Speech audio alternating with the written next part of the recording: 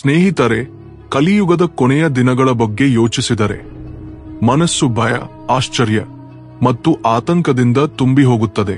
ಗರುಡ ಪುರಾಣ, ಭಾಗವತ ಪುರಾಣದಂತಹ ಪವಿತ್ರ ಗ್ರಂಥಗಳು ಈ ಕಥೆಗಳನ್ನು ಹೇಳುವಾಗ ಒಡಲು ಗಾಬರಿಯಾಗುತ್ತದೆ.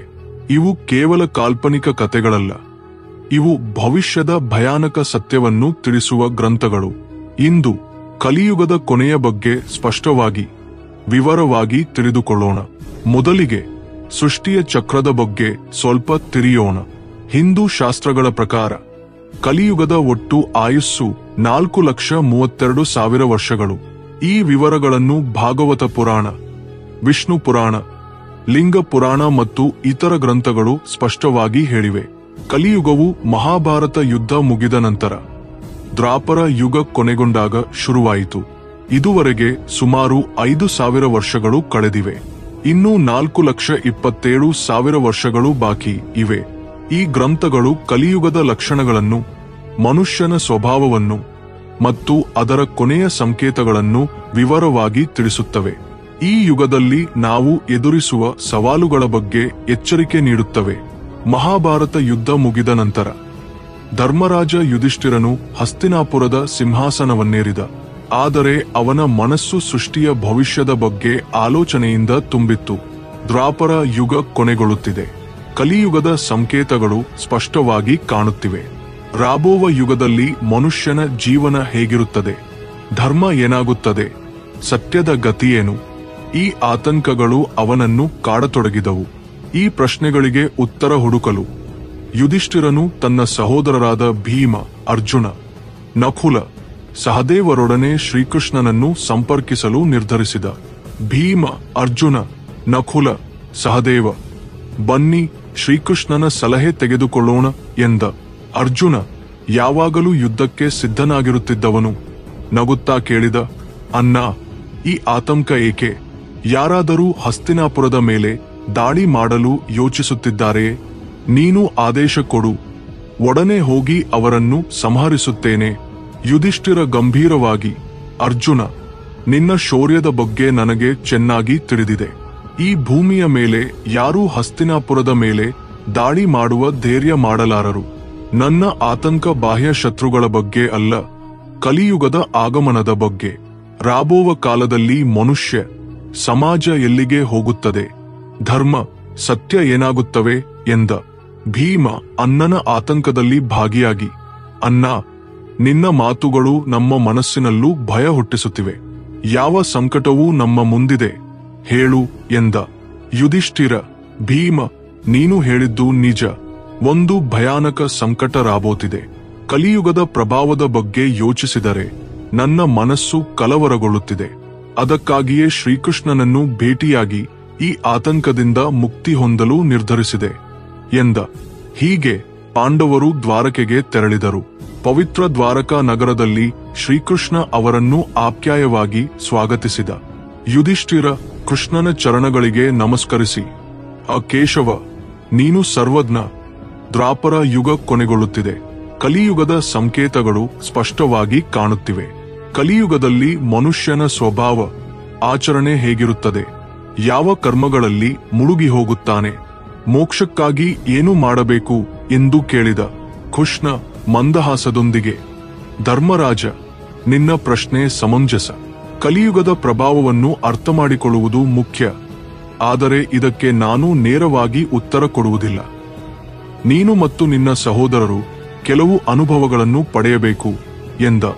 ಯುಧಿಷ್ಠಿರ ಕುತೂಹಲದಿಂದ, ಮಾಧವ, ಯಾವ ಪರೀಕ್ಷೆಯ ಬಗ್ಗೆ ಮಾತನಾಡುತ್ತಿರುವೆ? ನಾವು ಏನು ಮಾಡಬೇಕು ಎಂದು ಕೇಳಿದ. ಕೃಷ್ಣ, ನೀವು ಮತ್ತು ನಿನ್ನ ಸಹೋದರರು ಬೇರೆ ಬೇರೆ ದಿಕ್ಕಿನಲ್ಲಿರುವ ರಹಸ್ಯಮಯ ಕಾಡಿನೊಳಗೆ ಹೋಗಬೇಕು. ಅಲ್ಲಿ ನಿಮಗೆ ಕೆಲವು ವಿಚಿತ್ರ, ಅದ್ಭುತ ದೃಶ್ಯಗಳು ಕಾಣುತ್ತವೆ. ಆ ಅನುಭವಗಳನ್ನು ತಿರುಗಿ ಬಂದು ನನಗೆ ಹೇಳಿ. ಆಗ ಕಲಿಯುಗದ ರಹಸ್ಯವನ್ನು ವಿವರವಾಗಿ ತಿಳಿಸುತ್ತೇನೆ ಎಂದ. ಕೃಷ್ಣನ ಆದೇಶದಂತೆ ಪಾಂಡವರು ಕಾಡಿನೊಳಗೆ ತೆರಳಿದರು. ಆ ಕಾಡು ನಿಶ್ಶಬ್ದವಾಗಿ, ರಹಸ್ಯಮಯ ವಾತಾವರಣದಿಂದ ಕೂಡಿತ್ತು. ಒಬ್ಬೊಬ್ಬರು ಬೇರೆ ಬೇರೆ ದಿಕ್ಕಿನಲ್ಲಿ ಹೊರಟರು. ಮೊದಲಿಗೆ ಯುಧಿಷ್ಠಿರ. ಅವನು ಗಾಢವಾದ ಕತ್ತಲೆಯ ಕಾಡಿನೊಳಗೆ ಪ್ರವೇಶಿಸಿದ. ಅಲ್ಲಿ ಅವನಿಗೆ ಒಂದು ಅದ್ಭುತ ದೃಶ್ಯ ಕಾಣಿಸಿತು. 2 ದಂತಗಳಿರುವ ಒಂದು ದೊಡ್ಡ ಆನೆ 2 ದಂತಗಳಿಂದ ಮರಗಳನ್ನು ಕಿತ್ತು ಕಾಡನ್ನು ನಾಶ ಮಾಡುತ್ತಿತ್ತು. ಅದರ ಶಕ್ತಿ ಅಸಾಮಾನ್ಯವಾಗಿತ್ತು. ಈ ದೃಶ್ಯವನ್ನು ನೋಡಿ ಯುಧಿಷ್ಠಿರ ಆಶ್ಚರ್ಯಗೊಂಡ. ಈ ದೃಶ್ಯ ಏನನ್ನು ಸೂಚಿಸುತ್ತದೆ? ಇದರ ಹಿಂದಿನ ರಹಸ್ಯವೇನು ಎಂದು ಯೋಚಿಸಿದ. ಅರ್ಜುನ ಒಂದು ಶಾಂತ ಸುಂದರ ಕಾಡಿನೊಳಗೆ ಹೋದ. ಅಲ್ಲಿ ಹಕ್ಕಿಗಳ ಕಿಲಕಿಲನಾದ, ಹಸಿರು ಮರಗಳು, ಹೂವಿನ ಸುಗಂಧ ಆನಂದದಾಯಕವಾಗಿತ್ತು. ಆದರೆ ಅಲ್ಲಿ ಒಂದು ದೊಡ್ಡ ಪಕ್ಷಿಯನ್ನು ಕಂಡ. ಅದರ ರೆಕ್ಕೆಗಳ ಮೇಲೆ ವೇದಗಳ ಬರಹವಿತ್ತು. ಆದರೆ ಆ ಪಕ್ಷಿ ಸತ್ತ ಜೀವಿಗಳ ಮಾಂಸವನ್ನು ತಿನ್ನುತ್ತಿತ್ತು. ಅರ್ಜುನ ಆಶ್ಚರ್ಯಗೊಂಡ. ಒಂದೆಡೆ ವೇದ ಜ್ಞಾನ, ಇನ್ನೊಂದೆಡೆ ಮಾಂಸಾಹಾರ. ಈ ವೈರುಧ್ಯ ಏನು? ಇದು ಏನನ್ನು ಸೂಚಿಸುತ್ತದೆ ಎಂದು ಯೋಚಿಸಿದ. ಭೀಮ ಒಂದು ಹಸಿರು ಹುಲ್ಲಿನ ಬಯಲಿಗೆ ಹೋದ. ಅಲ್ಲಿ ಗೋವುಗಳ ಗುಂಪು ಹುಲ್ಲು ಮೇಯುತ್ತಿತ್ತು. ಒಂದು ಗೋವು ತನ್ನ ಕರುವನ್ನು ಎಷ್ಟು ಶಕ್ತಿಯಿಂದ, ಉತ್ಸಾಹದಿಂದ ನೆಕ್ಕಿತು. ಕರು ಗಾಯಗೊಂಡು ರಕ್ತ ಸೋರಿತು. ಈ ದೃಶ್ಯವನ್ನು ಕಂಡು ಭೀಮ ಆಶ್ಚರ್ಯಗೊಂಡ. ಇದೇನು? ಈ ಪ್ರೀತಿಯೇ ಮಗುವಿಗೆ ಗಾಯ ಮಾಡುತ್ತಿದೆಯೇ? ಇದರ ಸಂದೇಶವೇನು ಎಂದು ಯೋಚಿಸಿದ. ಸಹದೇವ ಒಂದು ಶಾಂತವಾದ ಕೊಳದ ಬಳಿಗೆ ಹೋದ. ಅಲ್ಲಿ 7 ಬಾವಿಗಳಿದ್ದವು. 6 ಬಾವಿಗಳು ನೀರಿನಿಂದ ತುಂಬಿದ್ದವು. ಆದರೆ ಮಧ್ಯದ ಅತಿ ಆಳವಾದ ಬಾವಿಯೂ ಬರಿದಾಗಿತ್ತು. ಈ ದೃಶ್ಯವನ್ನು ಕಂಡು ಸಹದೇವ ಯೋಚನೆಗೆ ಜಾರಿದ. ಈ ಬಾವಿ ಏಕೆ ಬರಿದಾಗಿದೆ? ಇದು ಏನನ್ನು ತಿಳಿಸುತ್ತದೆ ಎಂದು ಆಲೋಚಿಸಿದ. ನಕುಲ ಒಂದು ಬೆಟ್ಟದ ಪ್ರದೇಶಕ್ಕೆ ಹೋದ. ಅಲ್ಲಿ ಎತ್ತರದ ಬೆಟ್ಟಗಳ ಮೇಲೆ ಹಸಿರು ಬಲವಾದ ಮರಗಳಿದ್ದವು. ಒಂದು ದೊಡ್ಡ ಕಲ್ಲು ಬೆಟ್ಟದಿಂದ ಉರುಳಿಕೊಂಡು ಬಂದು ದೊಡ್ಡ ಮರಗಳನ್ನು ನಾಶ ಮಾಡಿತು. ಆದರೆ ಒಂದು ಚಿಕ್ಕ ತೆಳುವಾದ ಗಿಡದ ಬಳಿ ಬಂದಾಗ ಆ ಕಲ್ಲು ನಿಂತಿತು. ಈ ದೃಶ್ಯವನ್ನು ಕಂಡು ನಕುಲ ಸ್ತಬ್ಧನಾದ. ಈ ಚಿಕ್ಕ ಗಿಡ ದೊಡ್ಡ ಕಲ್ಲನ್ನು ಹೇಗೆ ನಿಲ್ಲಿಸಿತು ಎಂದು ಯೋಚಿಸಿದ. ಸಂಜೆಯಾದ ಮೇಲೆ ಪಾಂಡವರು ಕಾಡಿನಿಂದ ತಿರುಗಿ ಬಂದು ಶ್ರೀಕೃಷ್ಣನಿಗೆ ತಮ್ಮ ಅನುಭವಗಳನ್ನು ವಿವರಿಸಿದರು. ಯುಧಿಷ್ಠಿರ, ಪ್ರಭು, ನಾನು 2 ದಂತಗಳ ಆನೆಯನ್ನು ಕಂಡೆ. ಅದು ಮರಗಳನ್ನು ನಾಶ ಮಾಡುತ್ತಿತ್ತು ಎಂದ. ಕೃಷ್ಣ ನಗುತ್ತಾ, ಧರ್ಮರಾಜ, ಈ ದೃಶ್ಯ ಕಲಿಯುಗದಲ್ಲಿ ಆಡಳಿತಗಾರರ ಸ್ವಭಾವವನ್ನು ಸೂಚಿಸುತ್ತದೆ. ಅವರು 2 ಕಡೆಯಿಂದ ಜನರನ್ನು ಶೋಷಿಸುತ್ತಾರೆ. ಹೊರಗೆ ಧರ್ಮಾತ್ಮರಂತೆ ಕಾಣುತ್ತಾರೆ, ಆದರೆ ಒಳಗೆ ಸ್ವಾರ್ಥದಿಂದ ಜನರ ಸೇವೆಯನ್ನು ದೋಚಿಕೊಳ್ಳುತ್ತಾರೆ ಎಂದ. ಅರ್ಜುನ, ಪ್ರಭು, ವೇದಗಳ ಬರಹವಿರುವ ರೆಕ್ಕೆಗಳಿರುವ ಪಕ್ಷಿ ಮಾಂಸ ತಿನ್ನುತ್ತಿತ್ತು ಎಂದ. ಕೃಷ್ಣ, ಅರ್ಜುನ, ಕಲಿಯುಗದಲ್ಲಿ ವಿದ್ವಾಂಸರು, ಪಂಡಿತರು ಜ್ಞಾನವನ್ನು ಹೊಂದಿರುತ್ತಾರೆ, ಆದರೆ ಅವರ ಹೃದಯ ಪವಿತ್ರವಾಗಿರುವುದಿಲ್ಲ. ವೇದಗಳನ್ನು, ಧರ್ಮವನ್ನು ಕೇವಲ ಹಣ ಗಳಿಸಲು, ಗೌರವಕ್ಕಾಗಿ ಬಳಸಿಕೊಳ್ಳುತ್ತಾರೆ ಎಂದ. ಭೀಮ, ಪ್ರಭು, ಒಂದು ಗೋವು ತನ್ನ ಕರುವನ್ನು ಎಷ್ಟು ಶಕ್ತಿಯಿಂದ ನೆಕ್ಕಿತು, ಕರು ಗಾಯಗೊಂಡಿತು ಎಂದ. ಕೃಷ್ಣ, ಭೀಮ, ಕಲಿಯುಗದಲ್ಲಿ ತಂದೆ ತಾಯಿಯ ಅತಿಯಾದ ಪ್ರೀತಿಯೇ ಮಕ್ಕಳನ್ನು ಸ್ವತಂತ್ರವಾಗಿ ಬೆಳೆಯಲು ಬಿಡದು. ಆ ಪ್ರೀತಿಯೇ ಅವರಿಗೆ ಅಡ್ಡಿಯಾಗುತ್ತದೆ, ಅವರ ಪ್ರಗತಿಗೆ ತಡೆಯಾಗುತ್ತದೆ ಎಂದ. ಸಹದೇವ, 7 ಬಾವಿಗಳಲ್ಲಿ ಮಧ್ಯದ ಆಳವಾದ ಬಾವಿ ಬರಿದಾಗಿತ್ತು ಎಂದ. ಕೃಷ್ಣ, ಸಹದೇವ, ಕಲಿಯುಗದಲ್ಲಿ ಜನರು ಹೊರಗೆ ಶ್ರೀಮಂತರಂತೆ ಕಾಣುತ್ತಾರೆ, ಆದರೆ ಪಕ್ಕದವರ ಹಸಿವು, ಬಾಯಾರಿಕೆಯ ಬಗ್ಗೆ ಕಾಳಜಿ ಮಾಡರು. ಸ್ವಾರ್ಥವೇ ಈ ಯುಗದ ಗುರುತು ಎಂದ. ನಕುಲ, ದೊಡ್ಡ ಕಲ್ಲು ದೊಡ್ಡ ಮರಗಳನ್ನು ನಾಶ ಮಾಡಿತು, ಆದರೆ ಚಿಕ್ಕ ಗಿಡದ ಬಳಿ ನಿಂತಿತು ಎಂದ. ಕೃಷ್ಣ, ನಕುಲ, ಕಲಿಯುಗದಲ್ಲಿ ಧನ, ಅಧಿಕಾರ ಮನುಷ್ಯನ ಪತನವನ್ನು ತಡೆಯಲಾರವು, ಆದರೆ ಭಗವಂತನ ನಾಮ, ನಿಜವಾದ ಭಕ್ತಿಯು ಚಿಕ್ಕ ಗಿಡದಂತೆಯೇ ಮನುಷ್ಯನನ್ನು ರಕ್ಷಿಸಬಲ್ಲದು ಎಂದ. ಸ್ನೇಹಿತರೆ, ಗರುಡ ಪುರಾಣದಲ್ಲಿ ಒಂದು ಸಂದರ್ಭದಲ್ಲಿ ಗರುಡನು ಭಗವಾನ್ ವಿಷ್ಣುವನ್ನು ಕೇಳಿದ, ಪ್ರಭು, ಸತ್ಯಯುಗ, ತ್ರೇತಾಯುಗ, ದ್ವಾಪರ ಯುಗ, ಕಲಿಯುಗ, ಈ 4 ಯುಗಗಳಲ್ಲಿ ಕಲಿಯುಗವನ್ನು ಏಕೆ ಅತ್ಯಂತ ಭಯಾನಕವೆಂದು ಪರಿಗಣಿಸಲಾಗಿದೆ? ಅದರ ಕೊನೆಯ ಸಂಕೇತಗಳೇನು?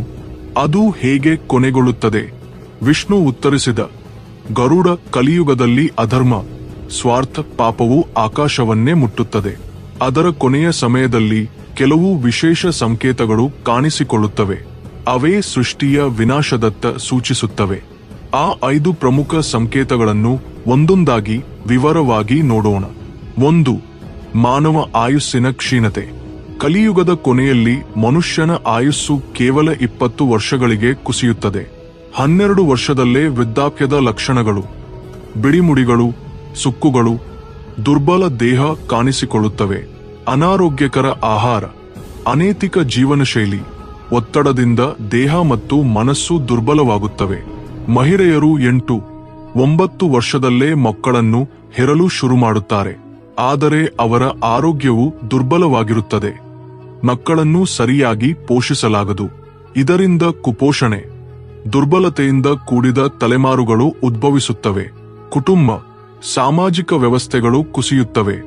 ಜನರು ತಮ್ಮ ಭೌತಿಕ ಆಸೆಗಳಿಗಾಗಿ ಎಲ್ಲವನ್ನೂ ಮರೆತು ಸ್ವಾರ್ಥದಲ್ಲಿ ಮುಳುಗಿ ಹೋಗುತ್ತಾರೆ. ಈ ಸಂಕೇತವು ಸಮತೋಲನದ ಜೀವನ ಶೈಲಿ, ನೈತಿಕತೆಯ ಕೊರತೆಯಿಂದ ಸಮಾಜವು ಗೊಂದಲಕ್ಕೆ ಒಳಗಾಗುತ್ತದೆ ಎಂದು ಎಚ್ಚರಿಸುತ್ತದೆ. 2. ಪತಿವ್ರತೆಯರ ಕೊರತೆ. ಕಲಿಯುಗದ ಕೊನೆಯಲ್ಲಿ ನೈತಿಕತೆ, ಧರ್ಮವು ಬಹುತೇಕ ಅಳಿದು ಹೋಗುತ್ತದೆ. ಪತಿವ್ರತೆಯರು ಅಪರೂಪವಾಗುತ್ತಾರೆ. ಮಹಿಳೆಯರು ಬಹುಶಃ ಬಹುಪತಿಗಳ ಸಂಬಂಧಗಳಿಗೆ ಒಳಗಾಗುತ್ತಾರೆ.